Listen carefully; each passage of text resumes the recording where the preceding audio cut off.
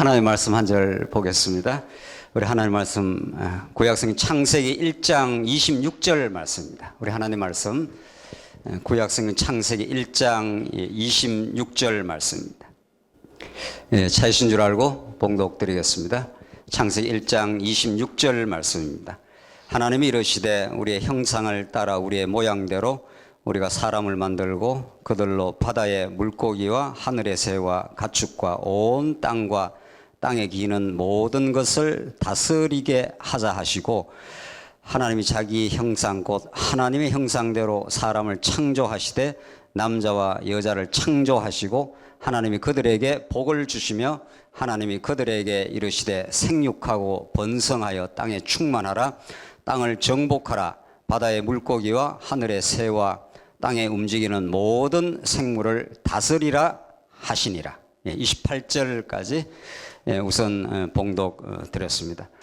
오늘 우리 열린 성경 아카데미 이렇게 하나님 뜻 가운데 너무도 아름답고 진지한 모임에 제가 불러주셔서 이렇게 하나님의 말씀을 함께 나눌 수 있어 더없이 기쁨과 감사하게 그렇게 생각을 합니다. 오늘 제가 함께 나눌 말씀은 여러분이 가지고 계시는 교환에 나와 있는 대로 언약의 관점에서 본 하나님의 나라와 성전입니다. 키워드가 언약이고 그의 핵심 내용이 하나님의 나라고, 이제 마지막으로 성전을 다루게 되겠는데, 시간 관계상 2시간 동안 이 큰 주제를 다 다루기 어렵고 하나님의 나라 중심으로 충분히 설명을 하고 그냥 성전에 대해서는 중요한 포인트만 오늘 함께 나누는 시간을 그렇게 갖도록 그렇게 하겠습니다. 목차의 전체적인 오늘 강의의 흐름이 나와 있기 때문에 전체 흐름을 의식하시면서 우리 함께 말씀을 나누도록 그렇게 하시겠습니다. 우선 문제 제기 들어가 보겠습니다.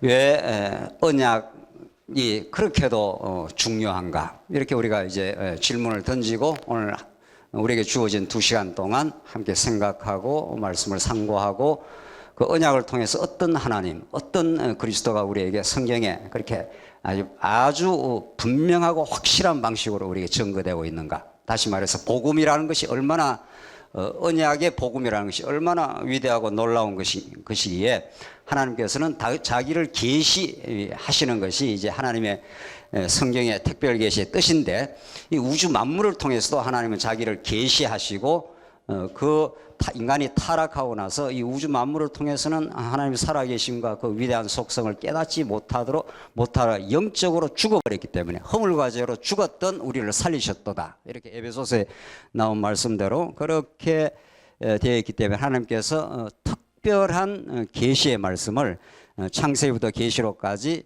한 분 성령 하나님께서 66권이라고 하는 여러 성경을 주셨지만 우리가 믿건대 66권 성경이 여러 40여 기자를 동원하긴 했지만은 우리는 한 분 성령 하나님께서 완벽한 디자인을 가지고 그렇게 기록했다고 그렇게 믿습니다. 그것이 이제 적어도 오늘 우리 참석하신 우리 목사님들 또 혹은 성도님들은 그렇게 믿으리라고 생각을 하는데, 그러나 신학계에서는 다 그렇지 않습니다. 이른바 역사 비평을 강조하는 자유주의 신학자들은 성경의 다양성은 인정은 하지만 성경의 통일성을 받아들이지 않습니다. 그러니까 창세기 다르고 출애굽이 다르다는 거예요. 복음서에도 4복음서가 있는데 얼핏 보면 다 다르게 보입니다. 굉장히 다양하게 예수님에 대해서 소개를 하고 있기 때문에 거기에서 통일성을 찾기가 어렵다는 거죠. 또 실제로 그들의 주장을 들어보면은 굉장히 일리 있어 보이기도 합니다. 실제 사복음서가 정말 어떻게 종합되고 전체적으로 한 메시지를 가지고 있는가? 그렇게 신학적으로 간단한 건 아니죠. 어쨌든 그런 신학적인 문제가 있음에도 불구하고 적어도 우리 복음주의권, 우리가 개혁신학 혹은 이런 보수적인 우리 신학을 추구하는 그런 관점에서 성경을 담백하게 이해하려고 하는 모든 이 땅의 교회, 이 땅의 성도들은 정말 성경이 피상적으로 볼 때, 우선 표면적으로 볼 때 다양한 장르와 다양한 내용으로 구성되어 있습니다. 구약만 하더라도 역사서, 시가서, 선지서 이렇게 장르 자체가 다릅니다. 굉장히 다르게 보입니다. 그러나 그 내용을 의미를 들여다보면은 그것은 그렇게 다양한 장르와 다양한 방식으로 증거되고 있지만은 실제 그렇지 않다고 하는 그렇게 믿는 거죠. 자, 그렇게 믿을 뿐만 아니라 그것이 우리 믿음이라는 것은 무조건 맹목적으로 그렇게 믿습니다고 믿는 게 아니라 성경 자체에서 그거를 그 내용을 따라가면서 확인하여 정말 그렇구나라는 것을 성경은 증거를 하고 있고 그것을 확인하면 확실한 믿음이 생기는 거죠.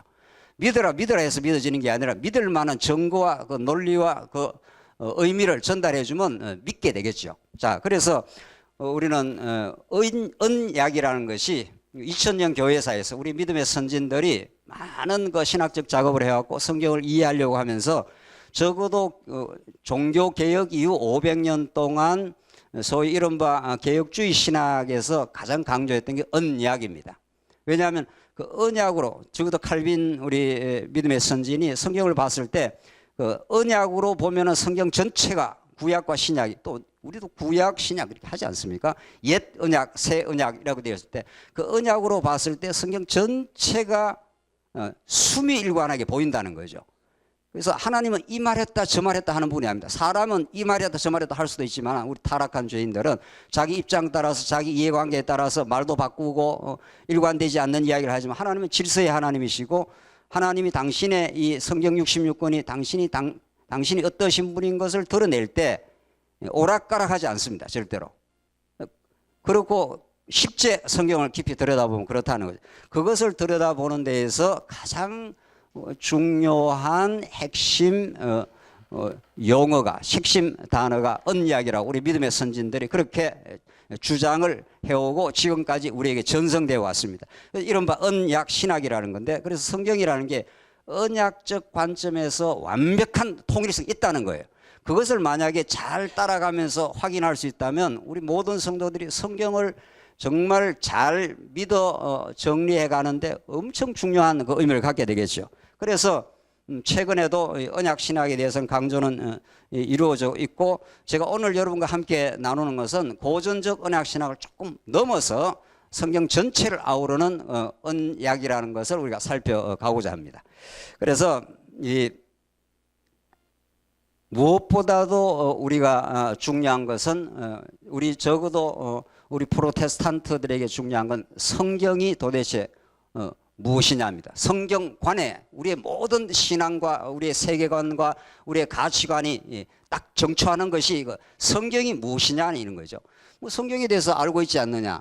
성경 뭐 하나님의 말씀이지 않나. 이 정도로 우리가 이해하는 게 아니라 성경 창세부터 계시록까지 정말 어떻게 하나님이 자기를 계시하시고 일관되게 계시하시고 하나님이 어떤 분인가를 우리에게 드러내는가. 그 놀랍고 위대하신 하나님의 능력과 은혜와 그 깊으신 사랑이 성경 전체에 어떻게 펼쳐지고 있느냐를 잘 정리하는 것처럼 중요한 게 없는 거죠. 그걸 이해하는데 언약이 그렇게 중요하다는 겁니다. 그래서 성경관이라는 것이 우리 신앙의 가장 기초이고 성경을 통해서 어떤 하나님이 이제 계시되고 있는 거죠. 우리가 신학적으로 성경에서도 예수님도 이 어린아이에게는 숨기시고 저들에게는 숨기시고 어린아이와 같은 우리들에게 계시합니다. 사도 바울도 갈라디아서에서 이것이 사람에게서 들은 것이 아니라 하나님의 계시의 말씀으로 우리에게 알려주셨다. 이렇기 때문에 성경이라는 것은 우리 인간 이성으로 뭐 따진다든가 뭐 이렇게 발상을 한다든가 이런 거하고는 전혀 다르다는 거죠. 이사야서가 말하는 대로 내 생각은 너희 생각과 달라서 하늘과 땅이 다르듯이 다르다는 거죠. 이게 계시의 말씀입니다. 그래서 계시라고 하는 것처럼 중요한 게 없죠. 계시라는 것은 우리 인간이 이렇게 상상하거나 예측할 수 없다 이런 뜻입니다. 하늘로부터 위대하신 하나님이 자기를 지금 드러내고 있기 때문에 자 그래서 그 계시를 어떻게 이해하느냐에 따라 성경 계시를 거기에 신관이 정립이 되겠죠. 그래서 모든 문제는 이제 성경관에 달려 있는데 성경을 어떻게 볼 것이냐 지금 이게 그렇게 간단한 문제는 아닌 거죠. 사실은 뭐 담백하게 보면 성경에서 하나님이 당신을 계시하고 있다. 그 당신을 계시할 때 예수 그리스도를 통해서 당신을 계시한다. 아주 담백하게 말하면 그렇습니다. 자, 이걸 더 이제 깊이 자꾸 우리가 연구를 해가고 공부를 해가는 건데 이 성경이 제대로 정립이 되면 우리는 하나님이 어떠신 분인지 당신을 계시하고 있기 때문에 당신이 하나님의 아들 예수 그리스도를 통해서 당신을 계셔. 구약의 여러 모양과 여러 부분으로 말씀하시는 하나님께서 히브리서 1장 1절 2, 3절에 구약의 여러 부분과 여러 모양으로 말씀하시는 하나님께서 이 모든 날 마지막에 뭐라고 합니까? 아들로 말씀하셨으니 이렇게 된 거죠. 그래서 구약 전체가 우리가 믿는 하나님의 아들 예수 그리스도에게 집중되고 집약이 되는 거죠. 그래서 이걸 언약적으로 하는 구약 전체가 오실 메시아에 대한 언약이라는 겁니다. 그래서 그만큼 성경을 언약적 관점에서 볼 때 구약에 다양하게 보이는 것들이 하나로 딱 귀결이 됩니다. 예수님 스스로가 그러니까 너희가 영생을 얻는 줄 알고 성경을 상고하거니와 이 성경 할 때 그 성경은 신구약 다가 아니죠. 구약입니다. 물론 그 당시 예수님 당시 이 성경이 뭐라고 합니까? 내게 대하여 증거하는 것이라. 이렇게 성경 해석의 원리, 예수님께서 가르쳐준 성경 해석 원리가 담백하고 단순합니다. 성경은 그렇게 복잡하고 어려운 게 아닌 거죠. 우선 볼 때는 다양한 장르, 다양한 내용의 전개가 계속 이렇게 되고 뭐 역사적 방식으로 시가서의 방식으로 선지서의 방식으로 표현이 되고 있지만은 예수님은 그걸 전체 쫙 묶어가지고 누가복음 24장 44절에서도 이 모세의 글과 시편과 선지서에 나오는 이 모든 말씀이 나를 가르쳐 기록한 것이라. 이건 다 우리 목사님들이나 우리 성도들 다 알고 계시는 거죠. 누가복음. 그러니까 예수님의 해석 원리를 따라가면 되는 겁니다. 복잡하고 사실을 알고 보면 어렵지 않은 거예요. 진리는 사실은 하나님께서 우리에게 열어주시기만 한다면은 우리 여기 아카데미가 열린 성경 그 아카데미네. 진짜 모든 성도들에게 열려 있다. 이런 의미를 또 가지고 있겠지만 우리 진리는 우리가 이렇게 연구해서 깨닫는 것도 아닙니다. 물론 하나님께서 연구하는 마음을 주시고 이렇게 깨닫게는 하지만 하나님이 열어주시는 겁니다. 사실은. 하나님이 계시라는 말 자체가 10개자 보일시자 그러니까 리빌 한다는 거죠. 하나님이 이렇게 커튼에다가 이렇게 커튼을 여기다 이렇게 막아 놓으면은 여러분이 저를 볼 수가 없지 않습니까? 그런 겁니다. 하나님이 계시를 하시는 하나님이 당신의 의지로 당신의 뜻을 우리에게 보여주기 위해서 이렇게 커튼을 쫙 열면은 언베일링 하는 거죠. 그 커튼을 열고 나오면 아 이런 분이구나 이렇게 드러나는 거죠. 그걸 예수 그리스도를 통해서 지금 드러내겠다는 거죠. 자 그러니까 신학적으로 예수 그리스도가 신구약의 중심이고 그 예수 그리스도를 통해서 하나님이 진짜 살아계신다. 하나님은 지금 죽지 않으셨다. 지금 역사 가운데 지금도 역사를 주도하고 계시는 분이시다. 이런 거죠. 그 분이 얼마나 능력 많고 얼마나 신실하고 얼마나 우리를 사랑하시는가 이런 거죠. 성경 복잡하고 어려운 건 아닌 거죠. 사실은. 신학자들이 자꾸 복잡하고 어렵게 자꾸 정말 그분들이 뭐 의도적으로 그런 건 아니겠죠. 특별히 자유주의 신학자들. 성경은 그저 파편적으로 만들어 놓고 분석적으로 해서 연구한답시고 온 성경의 전체 흐름을 보는데 어렵도록 얼마나 많이 200년 동안 19세기, 20세기까지 이렇게 왔는지 모릅니다. 그래서 그게 아니야. 성경은 전체적으로 통일되어 있고 전체적으로 의미가 있고 예수 그리스도 집중적이고 하나님이 어떤 분인가를 계시하는 말씀이다. 이렇게 우리 보수 신학자들이 주장을 해왔습니다. 그러나 그것을 입증하고 성경의 논리를 따라가고 성경 60인을 차근차근 따라가면서 정말 그렇구나. 정말 성경은 이런 하나님을 계시하는구나.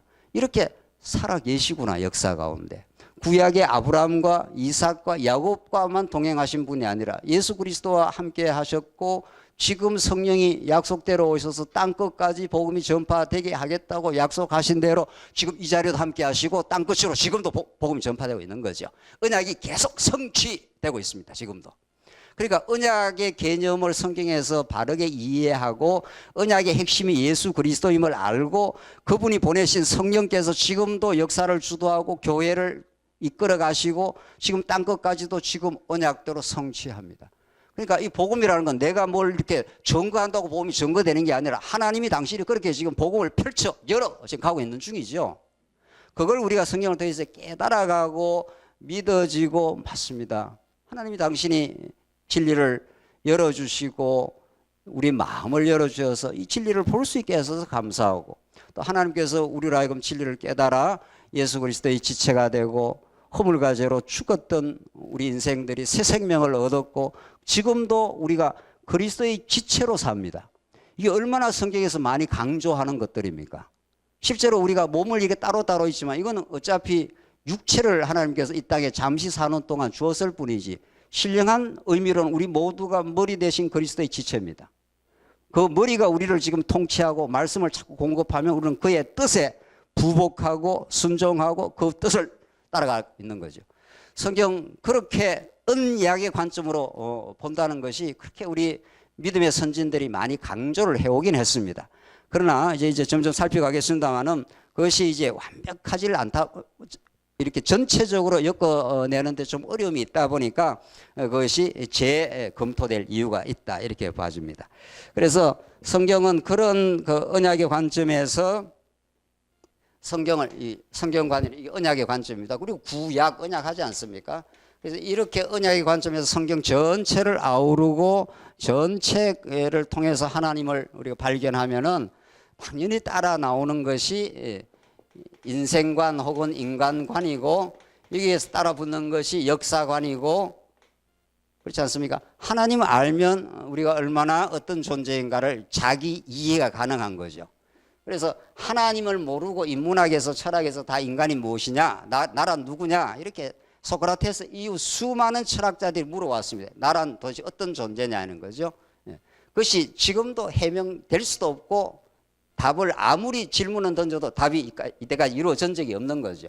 왜냐하면 하나님이 창조주시고 우리는 그 피조 인생인데 그 창조주에 대한 성경에 대한 올바른 이해 그분을 알게 하기 위해서 예수 그리스도를 우리는 하나님께서 이 땅에 보내신 것인데 예수님이 언약의 자손입니다. 그러니까 지금 오늘 2시간 내내 지금 언약의 관점을 이야기할 건데 그만큼 언약을 우리가 대전제하고 실제로 성경을 들여다보면 전부 언약의 관점에서 풀려가는 거죠. 예수님 스스로가 구약 언약의 성취로 오신 분이니까. 자, 그래서 그렇게 알면 인간이 어떤 존재임이 해명이 됩니다.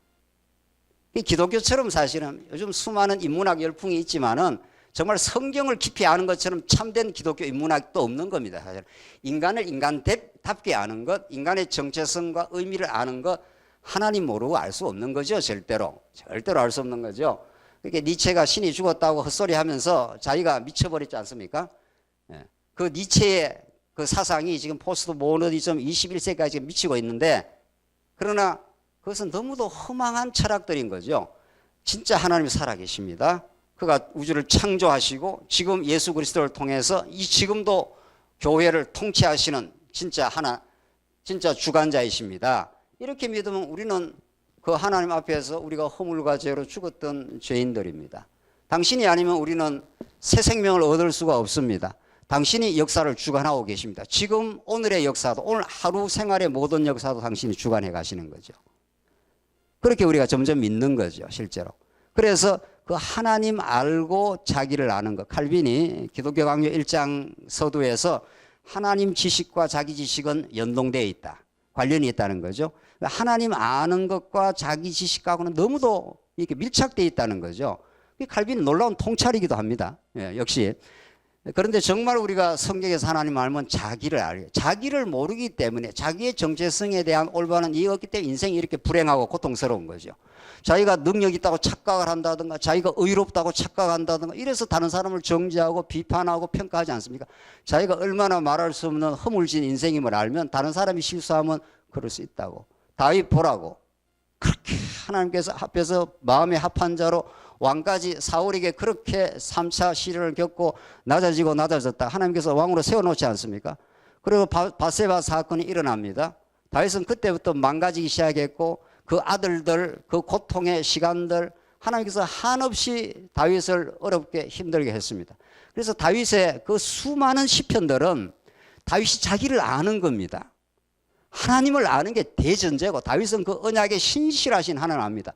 그 정도 범죄였으면은 만약에 다윗의 범죄는 우리 모든 언약 백성들의 대표적 범죄라고 볼 수 있는데 뭐 밧세바 범하고 그 충복이든 우리아를 살인 교사를 하지 않습니까? 아주 이렇게 의도적으로 우리아를 죽이지 않습니까? 그것만 범죄가 아닙니다. 그건 드러난 범죄고 실제 다윗의 심각한 범죄는 자기가 하나님 노릇하는 겁니다. 그 왕권을 가지고 마음대로 주물럭거리는 거죠. 인간에게서 하나님과 같이 됨 타락이라고 하는 죄성이 우리 모두에게 있습니다. 아담이 타락하면서 너 이거 먹으면 하나님과 같이 된다. 하나는 그 주제에 걸려버린 거죠. 그래서 이 하나님과 같이 됨 하는 하나님처럼 하는 여기에 모든 인류가 걸려 있는 거죠.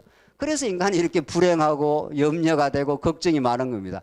우리가 하나님의 절대적인 인도를 받는 아무것도 아닌 존재, 그가 살게 하면 살고 그가 죽게 하면 죽고 그가 낮추시면 낮아지고 그가 높이시면 높아지고 한나의 기도처럼 그렇게 진짜 믿어지면은 완벽한 해방이죠. 예. 하나님 당신에게 모든 게 달려 있습니다. 내가 살든지 죽든지 당신의 주권에 달려 있고 어떤 경우를 겪어도 하나님께서 모든 것을 합력하여 선을 이루어내십니다. 하나님의 그 역사 통치는 그렇게 반드시 우리에게 하나님의 선을 이루어갈 때까지 하나님 우리를 포기하지도 하나님 우리를 버리지도 않습니다. 절대로. 그 하나님에 대한 확실한 언약에 신실하신 그 하나님에 대한 확실한 신령한 지식이 없으니까 자기에 대해서 자꾸 혼란이 생기는 거죠. 내가 뭔가를 할 수 있다고 착각하고 내가 뭔가 의롭다고 생각하고 그러니까 자기를 모르는 겁니다.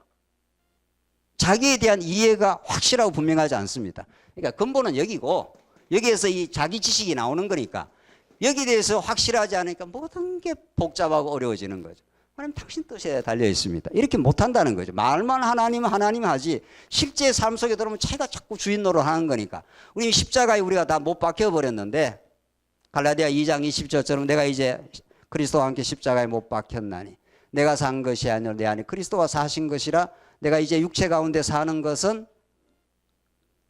나를 사랑하사 나를 위하여 자기를 버리신 그 믿음 안에서 사는 것이라 아주 성경은 아주 명백합니다. 그러나 그것이 잘 안 믿어지는 거죠. 또 성경을 통해서 갈라디아서 전체를 통해서 그걸 확정을 못 받으면 자꾸 내가 살아있는 거죠. 그래서 복잡하고 어려워지는 거죠. 모든 문제는 신관과 인간관에 달려 있습니다. 이게 정리가 되면 이제 역사관이 열려가지 않습니까? 역사란 무엇입니까? 현상적으로 보면 인간과 인간이 어울려져서 역사가 자꾸 만들어집니다. 가정의 역사, 뭐 우리 직장의 역사, 모든 것들이 사람들이 어울려져서 어떤 역사가 만들어지는데 하나님에 대한 올바르고 그 신령한 지식이 분명하지 않으면 인간에 대해서도 자꾸 혼란이 오고 역사에 대해서도 혼란이 많은 거죠. 역사를 마치 우리가 창조할 수 있는 것처럼 천만의 말씀입니다. 하나님의 영원한 계획이 있고 그 영원한 계획이 지금도 어김없이 착오 없이 지금 펼쳐져 가고 있습니다. 그 가운데 우리가 지금 역사의 한 시점에 던져져 있고 이 역사 속에서 영생을 깨닫고 하나님을 알게 되는 거죠. 그리고 우리는 또 사라질 겁니다. 또 다음 역사가 또 하나님 펼쳐갈 거란 말이죠. 이렇게 성경은 아주 직선적 역사관을 갖고 있습니다.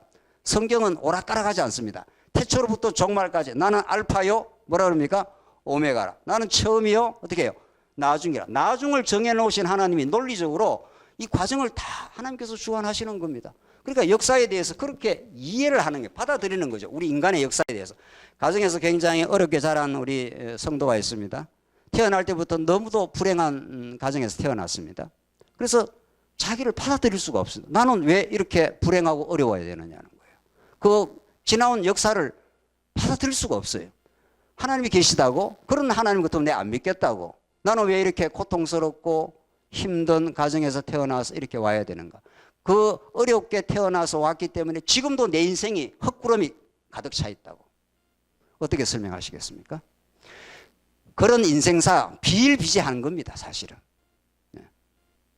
그 역사를 어떻게 설명을 하겠느냐고요. 이게 전부 욥기가 해명해 나가는 시편이 해명해 나가는 주제들입니다. 왜 저리 악인들이 저렇게 형통해야 됩니까? 내가 예수를 믿는데 왜 이렇게 고통 많고 어려움을 겪어야 됩니까? 이게 전부 욥기의 주제들이고 시편 여러 편들의 주제들입니다. 성경은 그 문제를 영혼의 관점에서 언약의 관점에서 이제 풀어 들어오는 거죠. 하나님이 너라는 인생을 고통 주려고 한 게 아니라 그것을 통해서 하나님이 이루시는 영원한 뜻이 있다고, 언약의 뜻이 있다고 이렇게 설명을 해 들어오는 거죠. 그걸 예수 그리스도 사건을 통해서 그리스도를 만나고 새로운 세계가 열리기 시작하면은 그 불행했던 과거가 그런 역사가 해명됩니다. 그래서 예수를 제대로 우리가 성경에서 깨닫기 시작하면은 정말 고통스럽고 불행하게 보이는 역사도 요셉을 보십시오. 요셉 젊은 날 다 망가졌습니다. 형들이 죽이려고 하고 참아 죽이지는 않고 팔아 넘기고, 우리 요셉 사건을 보면서 요셉이 좀 힘들었겠다. 그렇지 않습니다. 힘들었겠다 정도가 아닙니다. 죽고 싶었습니다. 열심히 일을 했습니다. 보디발의 집에서. 돌아오는 것은 죄를 뒤집어 쓰는 겁니다. 모든 건 참아도 억울한 건 잘 못 참는다는 거죠. 우리 인생이. 죽고 싶은 거죠. 요셉은. 드디어 하나님이 옥중에서 요셉과 함께 합니다. 이건 복음 중에 복음입니다. 가장 인생이 밑바닥을 치고 내 인생을 해명할 수 없고 왜 내가 이렇게 살아야 되느냐 할 때, 그때 하나님이 요셉과 옥중에서 함께 하셨다는 거죠. 그래서 요셉이 자기 인생을 드디어 해석하기 시작하는 거죠. 형들을 만났습니다. 형들이 깜짝 놀랐지 않습니까? 죽었구나. 요셉이 사태가 역전되어 있지 않습니까? 요셉은 총리고 총리의 명에 따라서 형제 죽일 수도 있고 살릴 수도 있는 생사 여탈권이 있습니다. 형들이 너무도 긴장하고 놀랐죠. 형님들 놀라지 말라는 거죠. 당신들이 나를 여기에 보낸 것이 아니라, 자, 그 신기한 신앙 고백입니다. 신앙의 세계가 이렇게 위대하고 놀랍습니다. 정말 신앙의 세계는 우리 세상 사람들이 평가하고 세상 사람들이 해석하는 건 전혀 다른 초월적 차원, 이걸 영적 차원이라 그러지 않아요. 요셉은 그걸 해석해냅니다. 당신들이 나를 여기다 보낸 게 아니라, 이렇게 나오죠. 틀림없이 현실적으로 누가 보냈습니까? 요셉을 누가 팔아 넘겼냐 말이죠. 실제 역사에서는, 리얼한 그 역사에서는 형들이 동생을 팔아 넘긴 거죠. 요셉은 그렇게 해석을 안 합니다. 그 역사관이 달라요. 기독교 역사관이 이렇게 위대합니다, 사실은. 기독교라는 것이 정말 예수 믿고 구원 얻는 것도 놀라운 하나님의 은총이되, 그 전체를 포괄하는 세계관을 가지고 있는 거죠. 그래서 요셉이 당신들이 나를 이렇게 팔아넘긴 게 아니다. 하나님이 우리를 구원해 내시려고 하나님께서 나를 팔아서 왔다고. 요셉은 모든 마음의 상처와 고통을 복음 안에서 싸매고 말았습니다. 하나님이 하신 놀라운 은총의 선물입니다. 이렇게 역사가 새롭게 열리는 거죠. 정말 열린 아카데미 안에 새롭게 열려가는 거죠. 기독교가 그렇습니다. 자, 오늘 한 시간 내내 언약 이야기 해야 되겠죠. 첫 시간을 처음 만났으니까 언약이 얼마나 중요한가.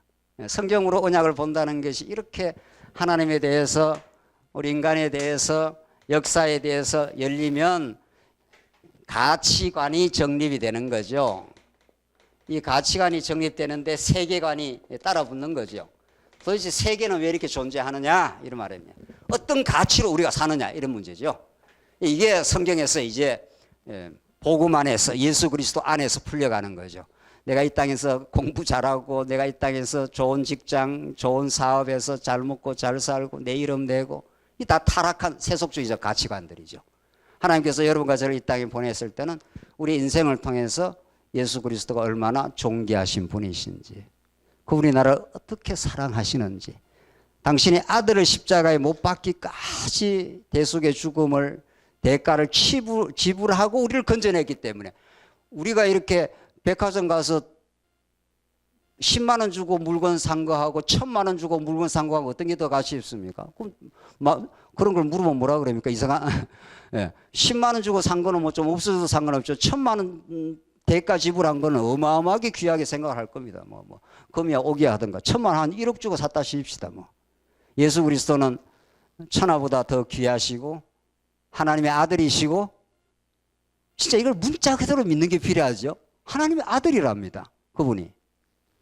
천하보다 더 우리 인생이 귀하다고 했으니까 그런 분을 하나님이 대가를 지불한 거죠. 대속의 죽음을 하신 거니까. 그리고 여러분과 저를 건져냈지 않습니까? 어마어마한 가치가 있는 겁니다. 우리 인생 자체가 아무리 불행한 가정에서 태어나고 어쩌고 아까번에 설명드린 대로 정말 그런 인생이 많습니다. 저는 목회를 오래 안 했지만은 정말 고통스럽고 힘든 성도들하고 이렇게 만나서 상담을 하면은 기가 막힌 인생이 있는 겁니다. 정말. 이게 도대체 이게 살 이유가 있나, 이 정도로. 우리 성도님 한가운 가정에는 아이 둘이 있는데 아이 둘이 다 아픕니다. 그것도 그냥 아픈 게 아닙니다. 정신적으로 아픕니다. 세상에 그 아이 정신적으로 많이 아픈 아이를 보고 사는 겁니다. 세상에. 그 인생의 현실적 가치는 없는 겁니다. 고통밖에 없는 겁니다. 그 아이를 보고 살아야 되니까. 이런 성도님들과 대화를 하면서 가치에 대해서 이야기할 수 있습니까? 그래도 인생이 살만한 가치가 있다. 그분 만약에 세속적으로 여러분 요즘 여기 인문학에서 말이죠. 거울 앞에 보면서 나는 살만한 가치가 있고 괜찮다는 인생이라고 하라는 거 아니에요. 거울 보면서. 그거 천번 만번해도 인생 가치 있어지지 않습니다. 예수 그리스도의 빛에 비추고 그리스도의 지체가 되고 진짜 영생의 말씀을 우리가 얻을 때 그 영혼도 살 이유가 있는 거죠. 왜? 이 땅이 잠시 사라집니다. 그래서 보이는 것은 잠깐이요 보이지 않는 것이 영원함이라. 이건 실제 사실입니다. 사실을 믿는 거죠. 우리가 가짜를 믿는 게 아니고 이 보이는 것 잠깐 대단한 것 같아도 하나님께서 이 땅에 보내어서 하나님이 어떠신 분인가 그분을 잘 배워 그를 경외하며 찬송케 하시려고 하나님이 그 놀라운 성경을 주시고 예수 그리스도를 보내어서 하나님 어떤 분인가를 지금 온 만방에 지금 증명을 해내고 있다는 거죠. 그렇게 하나님께서 지금 열어가시고 마지막 예수 그리스도 안에 있는 인생이 내 현실이 나를 가치롭게 해주는 게 아니라 예수 안에서 주어진 핏값으로 주어진 구속의 생명,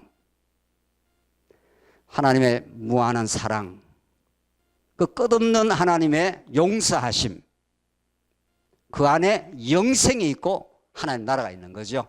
그래서 오늘 언약에 대해서 많이 우리가 이야기할 이유가 있고 실제로 성경은 언약으로 풀려나간다는 거죠. 그래서 하나님의 이 영광이라고 하는 우리 신학의 주제, 성경의 주제는 언약의 통일성에서 정리되어 갈 겁니다.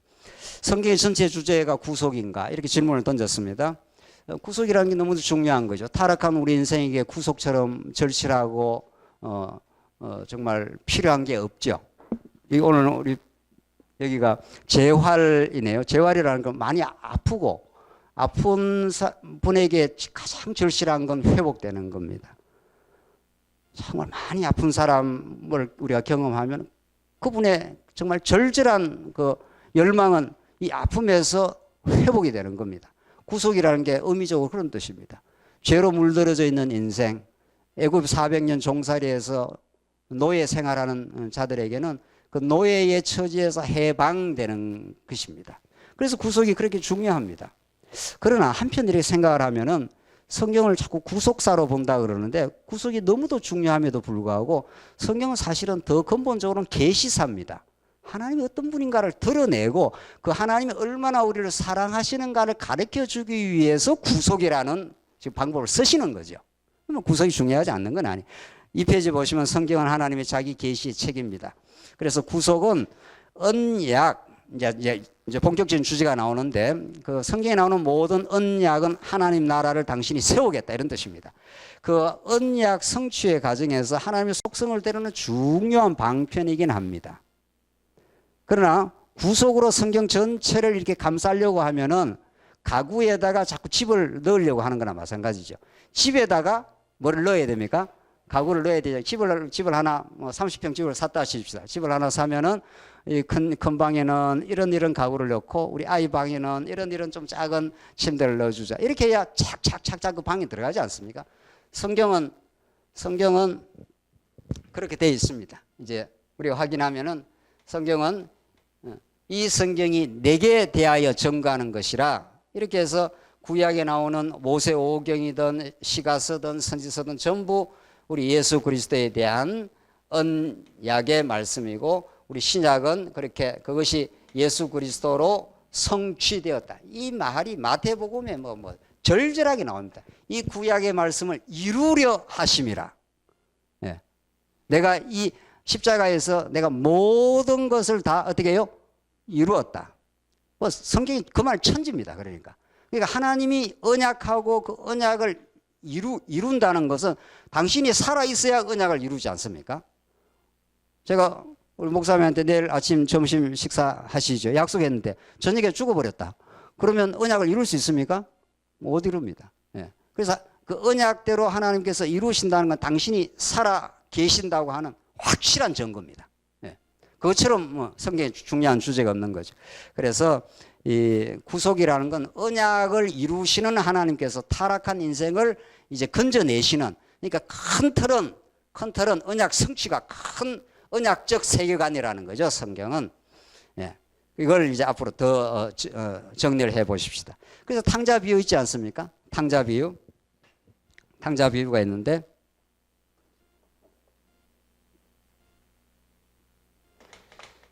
여기 아버지 집입니다.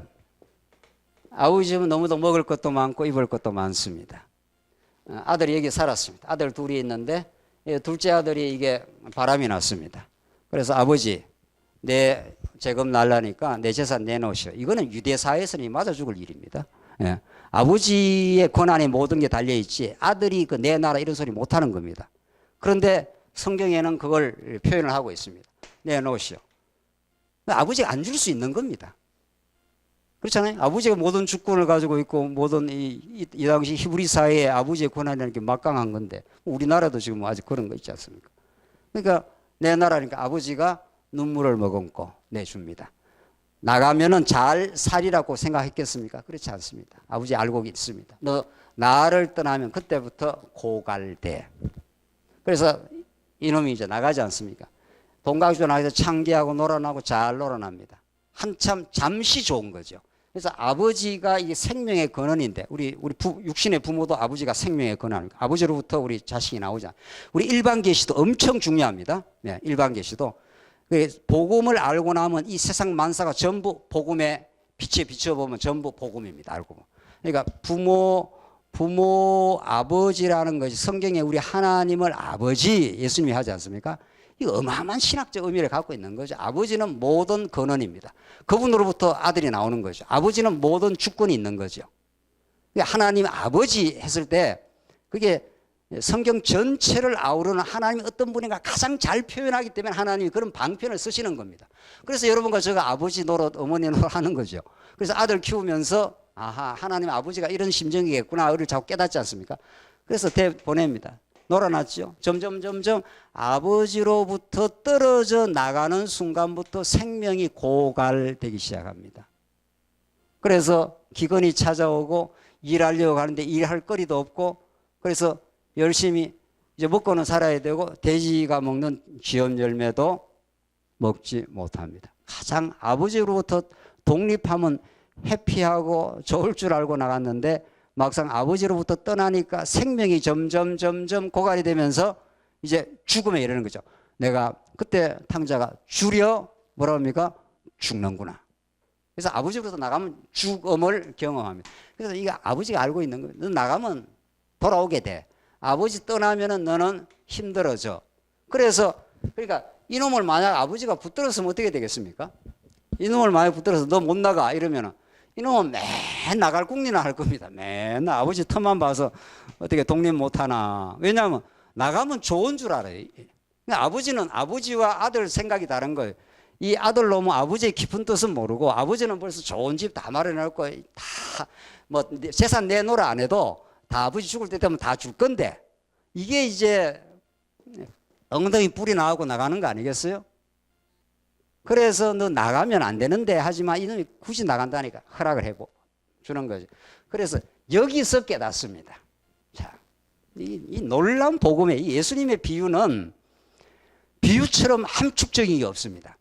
우리가 논리적으로 뭘 설명하는 게 좋은 것 같아도, 물론 논리 성경은 굉장히 참 수미일관하지만은 예수님의 비유는 하나님 나라가 어떤지, 하나님이 어떤 분인지를 이렇게 잘 설명할 수가 없습니다. 그래서 나가지 않습니까?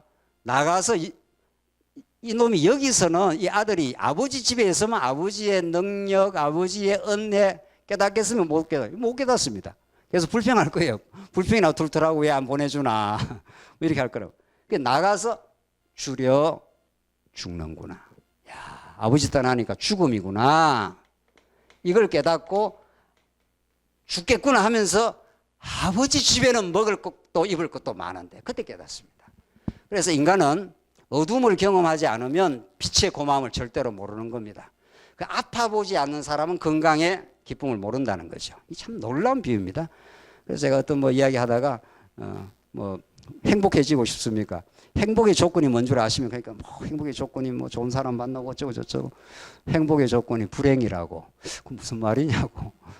뭐 말이 안 되는 것도 아닌 거죠. 행복의 조건이 불행이다니. 정확하게 성경이 가르치는 겁니다.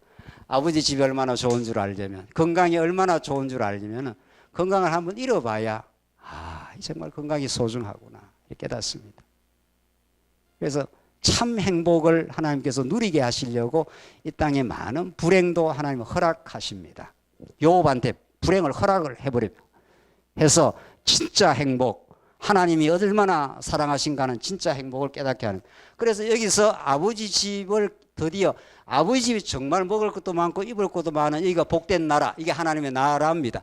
하나님이 계시고 하나님이 통치하는 나라가 하나님의 나라입니다. 이게 좋은 나라인데 이걸 모릅니다. 그래서 나가서 죽음을 경험하고 아버지 집은 참 좋은 곳이구나. 그래서 드디어 이렇게 돌아오게 됩니다. 네.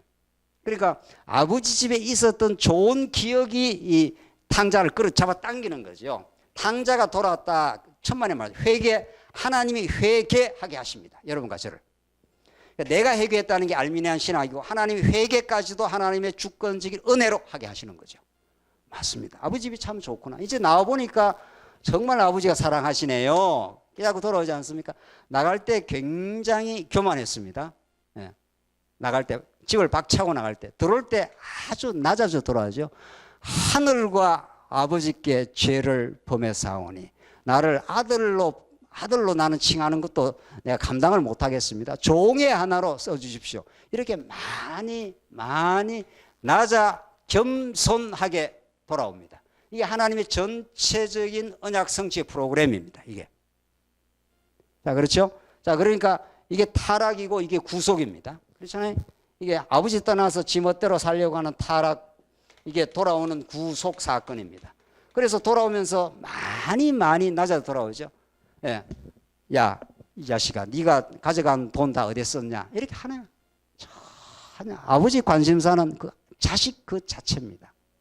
하나님 여러분과 저의 존재 자체를 사랑하십니다. 우리가 많은 교회를 안 해도 엄청 교회 일을 많이 하고 봉사하고 교회를 많이 세워야 하나님 우리 사랑하는 것도 아니고, 우리는 허물과 죄로 죽었던 인생이지만, 다 망가졌던 인생이지만 하나님께서 우리 존재를 그대로 사랑하십니다. 그러니까 아버지가 쫓아나옵니다. 그러니까 이게 무슨 말인가 하면, 아들이 이 철없는 아들이 이제야 아버지의 은혜를 깨닫고 이렇게 돌아오지만, 아버지는 여전히 일향 미쁘신 분입니다. 우리 하나님은 이게 나갈 때나 들어올 때나 똑같이 자식을 사랑합니다. 우리 부모가 그렇지 않습니까? 그러니까 한결 같습니다. 예. 오히려 어리석게 범죄하고 이렇게 할 때가 부모가 더 마음이 아픈 거죠. 우리 자식이 방황할 때. 그러니까 아버지 입장에서는 한결 같습니다. 사실은. 절절한 거죠. 그래서 이 모든 것을 합력하여 하나님의 선을 이룹니다. 이 부분에 대해서 확실하고 분명하게 성경 전체를 우리가 이해를 하기 시작하면은 하나님이 이러신 분이구나. 이걸 깨닫는 거죠. 그래서 우리가 전통적으로 구속사 신학이라는 게 이것만을 자꾸 강조하지만, 이 프로그램 전체가 이스라엘 백성들이 하나님께서 요셉이 애굽에 들어가지 않습니까? 들어갔다가 400년 종살이하고 들어가야 나올 수 있는 근거가 생기는, 바탕이 생기는 거죠. 이 전체를 하나님이 아시는 거죠. 그래서 하나님은 우리 아버지 되심, 그걸 우리 신학적으로는 여호와 되심. 여호와라는 말 자체가 언약의 맥락에서 늘 하나님이 구약에 쓰시는데, 언약을 이룰 때마다 나는 여호와라, 내가 여호와인 줄 너희가 알리라. 이게 뭐 구약 전체가 그렇고 에스겔서 끝날 때마다 내가 여호와인 줄 너희가 알게 될 것이라고. 이게 우리 인생의 목적입니다. 하나님, 우리가 뭐 이 땅에서 잘 먹고 잘 살고 뭐 이게 목적도 아닙니다. 이 모든 역사 전체를 통해서 하나님이 여호와 되심, 하나님 우리의 자비하신 아버지 되심, 한결같으신 분. 우리는 때로는 망가지고 때로는 어리석게 살아도 오히려 더 마음 아프게 보시는 분, 우리를 반드시 회복시키고야 마시는 분. 다윗이 그렇게 범죄하고 범죄하지 않습니까? 네. 그래서 다윗이 가장 많은 시편을 씁니다. 가장 하나님 떠나서 그 시편 51편은 아주 절절합니다. 내가 죄 중에 잉태하여 죄 가운데 출생하였나이다. 나는 하나님 앞에 내세울 게 하나도 없나이다. 그런데 하나님께서는 한결같이 사랑하시고 나의 상한 심령을 하나님께서 기뻐 받으신다고. 내가 죄 때문에 몸부림치고 괴로워하고 제대로 하나님 못 섬기고 어리석게 사는 그게 하나님이 오히려 받으시는 재물이라는 겁니다. 자, 이 정도 우리가 문제 제기를 우리가 하고 첫 시간 조금만 더 하고 이제 본격적으로 들어가 보십시다.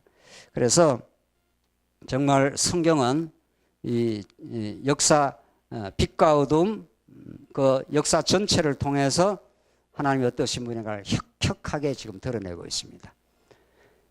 자, 두 번째 우리 종교개혁 정신을 우리 조금 생각해 보십시다. 종교개혁이 무엇입니까? 적어도 오늘 여기 계신 분들은 거의 우리 프로테스탄트 우리 개혁 신학적인 그런 뭐 혹시 아니라도 상관없습니다.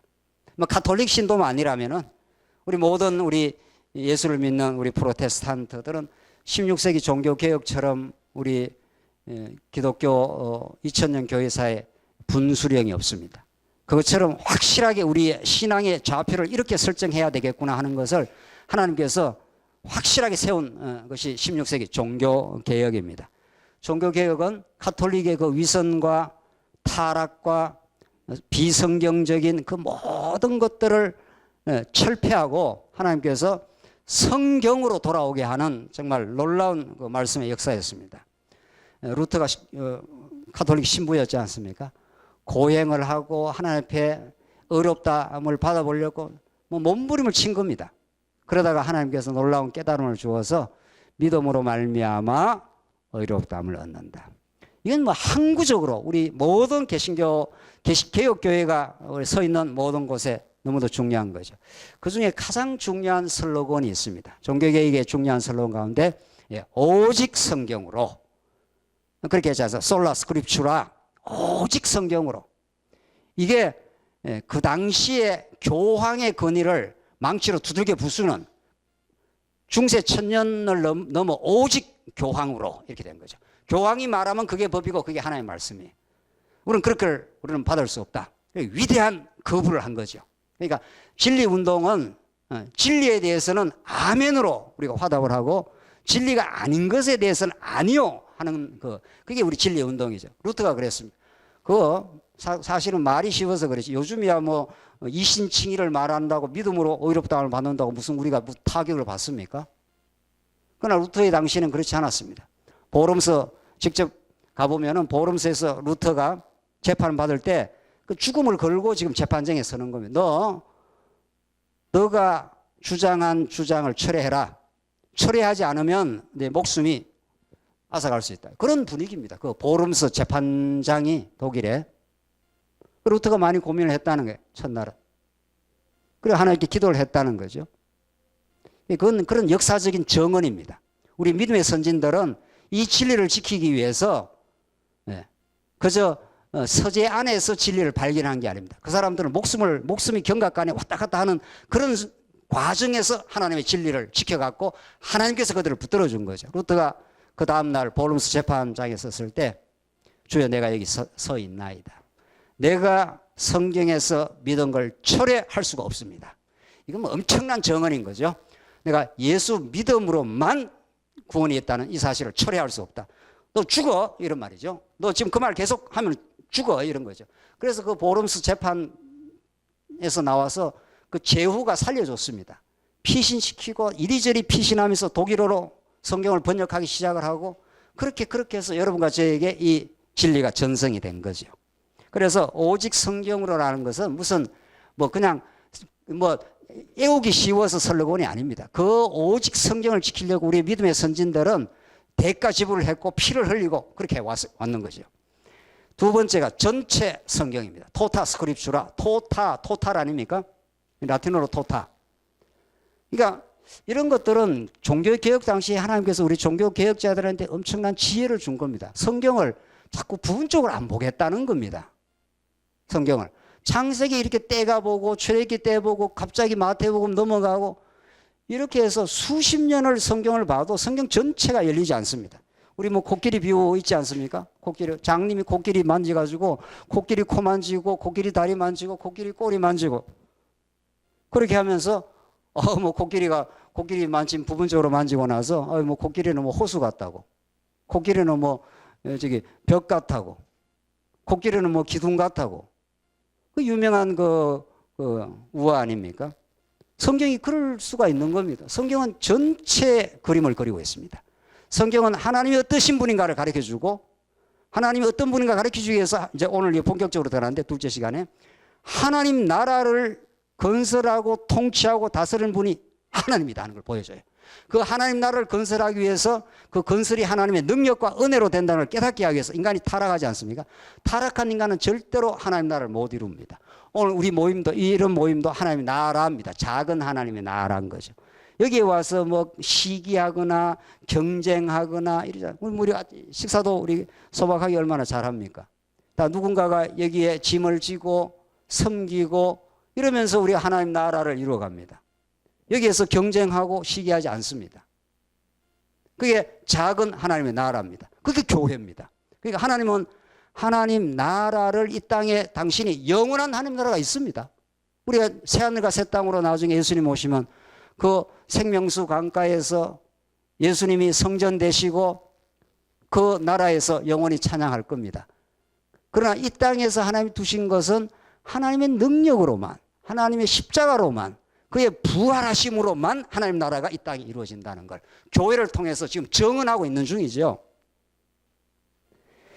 그래서 성경 전체를 보는 게 중요합니다. 이건 아무리 강조해도 다음이 없습니다. 그러면 창세기부터 계시록까지 전체가 흐름이 있고 어떻게 하나님의 나라를 창세기 1장 1절부터 지금 설명을 하느냐, 이걸 우리 둘째 시간 이제 본격적으로 들어가겠는데, 그래서 우리 종교개혁자들이 성경을 전체로 봐야 된다, 이런 정말 중요한 주장을 한 거죠. 자, 그래서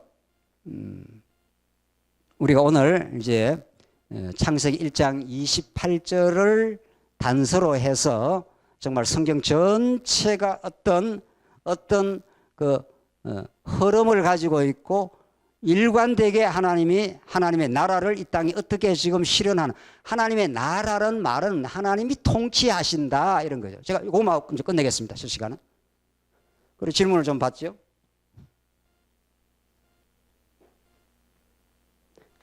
하나님이 6일 창조를 했습니다. 6일 창조도 어마어마한 하나님의 능력의 이제 드러냄이죠. 그리고 6일 창조의 첫째, 둘째, 셋째, 넷째, 다섯째, 여섯째 이렇게 창조하시고 6일째 마지막 아담을 짓지 않습니까? 그러니까 6일 창조의 절정입니다, 이제. 자, 아담을 지어서 하나님, 우리가 지금 봉독 첫 시간 서두에 봉독 드린 대로 하나님이 하나님의 형상을 따라서 아담을 지었다. 이 형상에 대해서 신학자들이 많이 오해해 왔는 거죠, 지금까지. 인간성으로 본 겁니다. 뭐 인간의 도덕성, 뭐 인간의 어쩌고 저쩌고 하면서 그게 수많은 신학자들이 해왔다. 지금 최근에 많이 이제 새로운 연구들이 이루어지고 그걸 종합해서 보면은 아담이 하나님의 형상하고 창세기 5장에 가면 이제 집에 가서 더 한번 찾아보십시오. 더 뭐 자세한 것은 계속 더 논의를 할 수 있으니까. 창세기 5장에 하나님의 형상으로 해서 그 아담의 계보가 쫙 나옵니다. 아들. 그게 벌써 성경에 계보처럼 중요한 게 없죠. 그 계보가 바로 하나님의 언약하면 그 아들로. 그래서 마태복음에 아브라함과 뭐라 합니까? 다윗의 자손 예수 그리스도의 족보라, 세계라. 아브라함이 이삭을 낳고 이삭이 야곱을 낳고, 그게 하나님이 언약의 계보를 신실하게 이루어 가겠다는 거예요. 아브라함이 이삭을 낳고 그게 하나님이 살아 계시고 하나님이 신실하시라는 뜻인 거죠. 마태복음이 그렇게 풀려나가는 거죠. 구약 전체를 마태복음 1장이 묶어가지고 압축 파일로 딱 설명하고 있는 거죠. 성경은 희미하게 왔다 갔다 하지 않습니다. 구약 전체를 아브라함, 다윗 이렇게 구약 전체가 언약의 족보가 이어지는 거죠. 그걸 마태복음이 딱 정리를 해주는 거죠. 자, 아담을 하나님께서 하나님의 형상으로 짓고 생육하고 번성하라.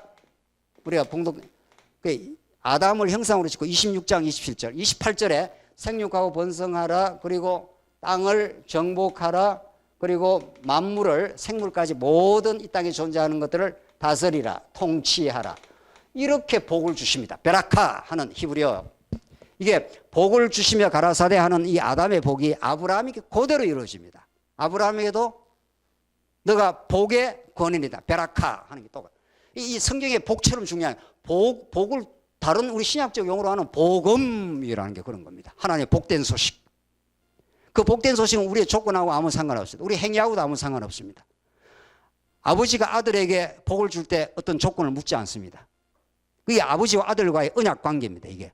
자, 그러니까 하나님이 6일 창조는 아담을 겨냥하고 있고 아담을 통해서 이루실 하나님의 나라를 겨냥하고 있습니다. 이 우주 만물을 통해서 하나님 나라를 이루겠다 이런 뜻이죠. 자, 이렇게 하나님 나라가 이제 하나님이 어떤 분인가를 드러내기 위해서 하나님 나라가 이제 열려가는 거죠. 이미 창세기 1장부터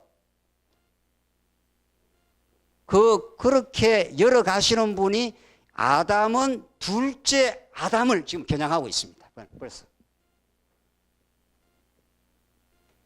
그래서 우리 성경을 언약으로 본다는 게 하나님이 아담을 짓지 않습니까? 아담은 로마서 고린도전서는 이게 첫 아담 아닙니까? 첫 아담. 첫 아담은 마지막 아담 혹은 둘째 아담 똑같은 건데 성경 용어 그대로 마지막 아담. 그러니까 첫 아담을 지으신 것은 뭐 인간성이 어떻다 이게 아니에요. 첫 아담은 둘째 아담의 모형이에요. 그렇잖아요. 성경대로. 그러니까 첫 아담을 지은 것은 둘째 아담이 이루실 것을 언약하고 있는 거죠. 이미. 구약 전체가 오실 메시아 그리스도를 언약하고 있는 거니까. 이게 성경 1장 1절부터 전부 언약으로 풀려나가는 거죠. 예수 그리스도로 풀려가는 거죠. 그러니까 아담을 지은 것은 진짜 아담, 둘째 아담, 마지막 아담. 이분이 오셔서 이런 생육하고 땅을 정복하고 통치하는 하나님 나라를 이루어주겠다는 거예요. 이게 하나님 나라의 3요소입니다. 너 자손들이 생육하고 번성하는 거니까 이게 나라를 이루는 뭡니까? 국민이고 땅을 정복하는 거니까 뭡니까? 국토고 이 땅을 다스리는 자니까 국권 아닙니까? 우리나라 36년 일제 하에 빼앗겼을 때 국민도 있고 국토도 있지만 뭐가 없습니까? 국권이 없습니다. 그래서 일본 사람들이 와서 다 우리를 지배한 거죠. 그래서 우리 한국이 없어져 버린 거죠. 그래서 하나님이 복 주시며 가라사대 하면서 그 세 가지 그 복의 내용이 내가 통치하고 다스려주는 나라를 주겠다 이런 뜻입니다. 그 나라를. 그 첫 아담은 타락해서 실패하지만 둘째 아담이 진짜 이루겠다 이런 뜻이죠. 성경 전체가 이미 6일 창조의 마지막 절정에 아담을 지은 것이 이미 둘째 아담 예수 그리스도가 내가 천국이 가까이 왔느니라 이렇게 예수님이 이제 등장하신 거죠. 그래서 이 땅에 죄와 허물로 물들어 있는 갈등과 시기, 원망과 미움, 이 땅에 고통으로 범벅진 이 세상 속에 예수님 구약의 언약대로 본인이 천국으로 이 땅에 출현한 겁니다. 자, 이래서 구약의 첫 출발과 이제 예수님의 출현이 이렇게 너무도 입체적으로 잘 어울려 가는 거죠. 그렇게 성경이 이제 열려가는 거죠.